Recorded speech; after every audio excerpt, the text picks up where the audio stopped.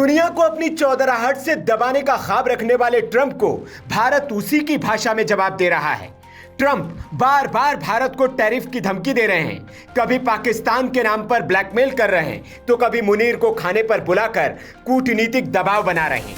लेकिन भारत भी ट्रंप को ऐसे जवाब देगा, इसकी उम्मीद उसे कम ही होगी। पीएम मोदी ने ब्रिक्स में अमेरिका के सबसे बड़े दुश्मन क्यूबा के राष्ट्रपति से मिलकर ट्रंप को हैरत में डाल दिया। वहीं एससीओ समिट में जयशंकर ने रूस और ईरान के विदेश मंत्रियों के साथ बैठक की और उसकी तस्वीर सार्वजनिक कर अमेरिका को खुलेआम चिढ़ाया कि कूटनीति आपको ही नहीं हमको भी आती है।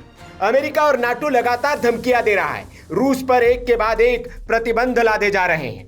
ब्रिक्स देशों पर टैरिफ की चेतावनी दी जा रही है। भारत से कहा जा रहा है कि पुतिन से दूरी बनाओ, लेकिन पीएम मोदी ने जो किया वो पूरी दुनिया देख रही है। अमेरिका के लाख दबाव के बाद भी भारत ने दो टूक कह दिया है कि भारत अपनी ऊर्जा की जरूरतों को पूरा करेगा और उसे किसी और के उपदेश की जरूरत नहीं है और रूस से तेल वो खरीदते रहेगा।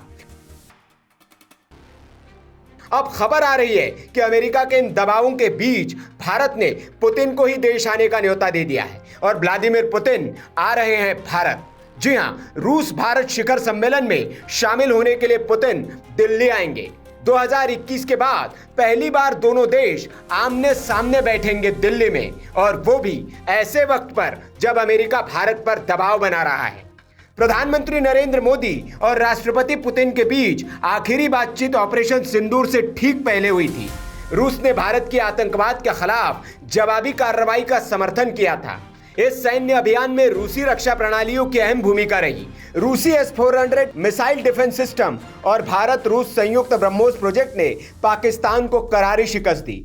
अब सवाल ये कि शिखर वार्ता में एजेंडा क्या होगा, तो आपको बता दें, रक्षा सौदों पर नई साझेदारी, परमाणु संयंत्र पर आखिरी मुहर, अंटार्कटिक में भारत की भूमिका, ऊर्जा और फर्टिलाइजर सप्लाई बढ़ाना और हाईटेक सेक्टर में रोड मैप। अब सवाल यह है कि भारत और रूस की इस बढ़ती दोस्ती से अमेरिका और नाटो क्यों बौखला रहा है। तो आपको बता दें कि भारत का रूस से तेल लेना उन्हें चुभता है, रक्षा साझेदारी उन्हें परेशान करती है, क्योंकि भारत अब तटस्थ नहीं, रणनीतिक रूप से निर्णायक बन गया है।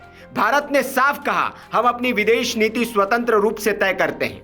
रूस हमारा भरोसेमंद सहयोगी है और हम किसी का दबाव नहीं मानते। इधर खबर यह भी है कि पीएम मोदी एससीओ समिट में हिस्सा लेने के लिए चीन जा सकते हैं और यहां पुतिन, जिनपिंग और मोदी की तिकड़ी बैठेगी जो अमेरिका को चुभेगी।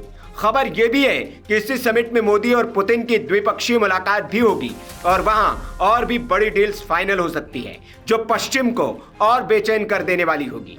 जब दुनिया दो ध्रुवों में बटी हो तो भारत बना है तीसरा सबसे निर्णायक ध्रुव। Bureau report, VK news.